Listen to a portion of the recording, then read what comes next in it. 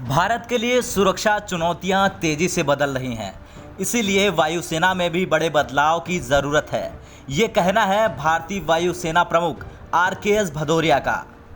एक कार्यक्रम को संबोधित करते हुए वायुसेना प्रमुख ने कहा कि तेजी से बदल रही सुरक्षा चुनौतियों और पड़ोस और अन्य क्षेत्रों में बढ़ती भू राजनीतिक अनिश्चितताओं को ध्यान में रखते हुए भारतीय वायुसेना प्रौद्योगिकियों को तेजी से शामिल करके परिवर्तन में महत्वपूर्ण दौर से गुजर रही है। अद्विक को ब्लड कैंसर है। उसके माँ बाप उसके इलाज कराने में असमर्थ हैं। इन्हें आपकी एक छोटी सी मदद की जरूरत है। डिस्क्रिप्शन में दिए हुए लिंक पर जाएं और अद्विक की उम्मीद बने।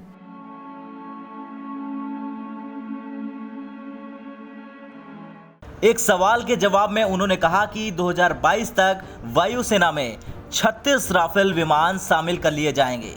राफेल को शामिल करने की योजना पर वायुसेना का लक्ष्य निश्चित है। हमारा लक्ष्य 2022 है, यह एकदम निश्चित है। मैंने पहले भी इसका उल्लेख किया था।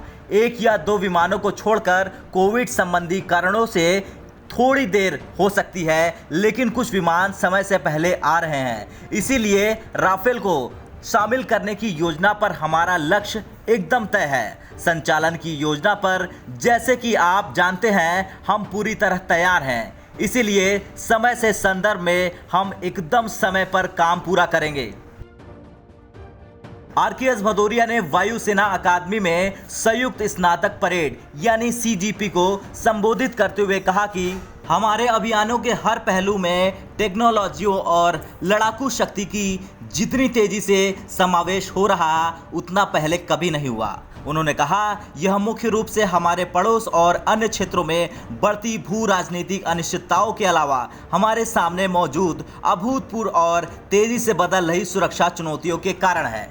भदौरिया ने कहा कि पिछले कुछ दशकों ने हर संघर्ष में जीत हासिल करने में वायु शक्ति की महत्वपूर्ण भूमिका स्पष्ट रूप से स्थापित की है। इसी के मद्देनजर भारतीय वायुसेना की क्षमता में जारी वृद्धि काफी महत्व रखती है। बता दें, साल 2016 में भारत ने फ्रांस के साथ एक अंतर सरकारी समझौते पर हस्ताक्षर किए थे, जिसके अनुसार 59,000 करोड़ रुपए में 36 राफेल विमान खरीदे जाने थे। रक्षा मंत्री राजनाथ सिंह ने फरवरी में कहा था कि अप्रैल 2022 तक देश में लड़ाकू विमानों की पूरी खेप मौजूद होगी। पूर्वी लद्दाख की स्थिति के बारे में पूछे जाने पर वायुसेना प्रमुख ने कहा कि चीन और भारत के बीच बातचीत जारी है और पहला कदम यह है कि समझौता कर आगे बढ़ा जाएगा और संघर्ष के बिंदुओं पर पीछे हटने की प्रक्रिया को अंजाम दिया जाएगा। ब्यूरो रिपोर्ट, भारत तक।